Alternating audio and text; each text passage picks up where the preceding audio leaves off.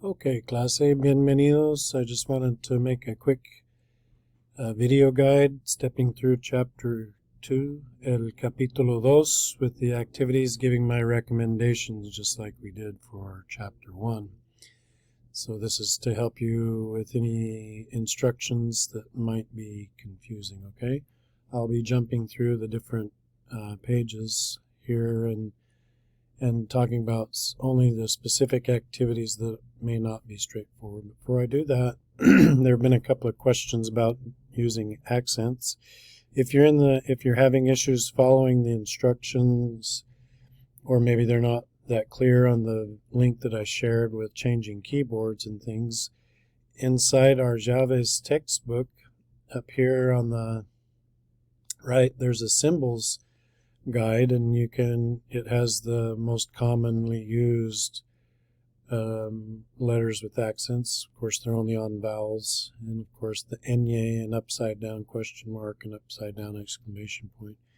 You can use any of those by simply selecting them, doing whatever copy keystrokes you have on your computer, just to show an example, and then just paste it in where it needs to be.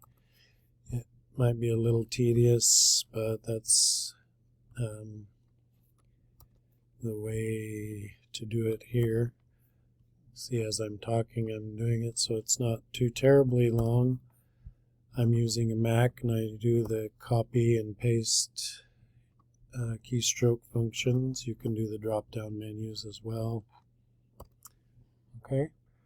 Just so you know, though, with most of the assignments done in the book and in the tests, I'm not a stickler for accent marks. The place that we will see it most is where I do formally look at accents is when we are doing our diario. So you'll see that in diario numero uno as we go here. Okay?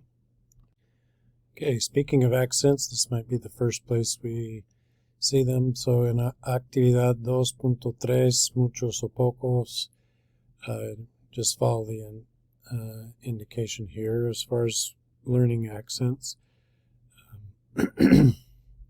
Some words have them and some words don't.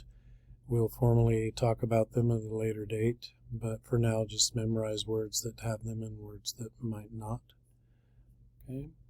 For Página 5, with your En Casa activity, take your time to go through the ACTFL proficiency guidelines. It gives it explanations of where you might be located. This is more for a self-evaluation to see where you stand in proficiency. And proficiency doesn't necessarily mean fluency. For me and for language professionals, it means what can you do with the language? Are you able to explain yourself, maybe not with the precise words, but with words that lead to understanding a definition. Okay. In Actividad 2.5, we're just looking for a plan that you are having on how you'll increase your contact with Spanish. Okay. Big suggestions always include listening to música en español, watching programs, movies in español. Anything you can do to get Spanish surrounding you more besides the work that you do here in our class will always help. Okay, just some ideas here. Okay, on Actividad 2.6, ¿de dónde eres? It's asking us to get in groups of 4 or 5 and ask each other the question. Think of your different friends that you might have and write them. So you might say, Paulo, ¿de dónde eres? He will be from a different place. Yo soy de Phoenix, Arizona. Mariana, ¿de dónde eres? Yo soy de Los Angeles, California. So you can make up 4 or 5 people asking the question and saying where they're from. Okay. Just a reminder that with our diario, it's a 2-stage process. You'll follow the instructions here on this page, and this will work for all of our diarios during this course.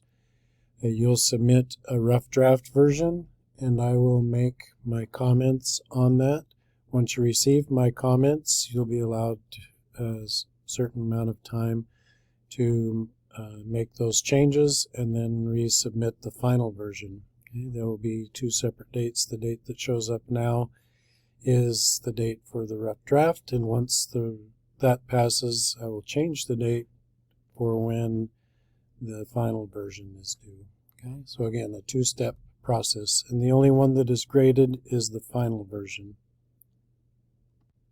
One more thing to say on the diario is that as you can see, I allow and encourage the use of Google Translate in class, but only when it's for looking up one or two words together. Believe it or not, I can tell when something else, even ChatGPT or any AI services, I can tell when something has not been done by a student. So please, just if you're going to use outside sources and help, make sure you use Spanish that you know. I'm not grading for perfect Spanish. I'm grading for the Spanish that we should be able to do with this class. Okay? Feel free to use the samples here under the pictures. Don't copy them word for word, but they might work for you. Just substitute things that work for you and your mejor amigo or amiga. Okay, for Actividad 2.9, Mi Familia, it's asking you to draw a family tree or pedigree chart. And then include it here. Obviously, it's going to be hard to include a drawing or a pedigree chart here, just like our screenshots from previous activities. So I've opened a section in Canvas for this Actividad 2.9, and you can upload your file or your pic or whatever format that you decided to do your family tree in. Okay, similarly, here on Actividad 2.10, it's asking you to get with someone and talk about, write 5 descriptive sentences about your family using the verbs ser and tener as explained here and as shown here. And then to do that with 2 or 3 amigos. So obviously you're going to write your 5 sentences in this area here. And that's all we'll expect there. You can maybe include just a little bit more information if you would like to write 2 or 3 more sentences, so a total of 8, about your family, talking about your parents, tus padres, or how many primos, cuántos primos tienes. The question, ¿cómo es? What are they like? Ask for a description. So just be creative and try and include as many as possible using both verbs. Okay? On this section, Cultura, el cine en español, this is not a required activity. I don't want to require you to have to go out and buy access to the movie if you can't find it for free. This is one of the options that you can use for your 3Cs portfolio that's coming near the end of the course. If you do want to watch this movie or can find it on a streaming service that you're already a member of, that's great. Simply download one of the cuestionarios and fill that in, and then you'll submit it as part of one of the 3Cs portfolios. Okay. Likewise, for this last page, you'll be doing the same thing. Okay. These are not required. You pick which ones you want to do and then submit them as part of your 3Cs portfolio. All right. Well, I hope that little tour helps. If you have any preguntas, make sure and message me. Okay? Adios.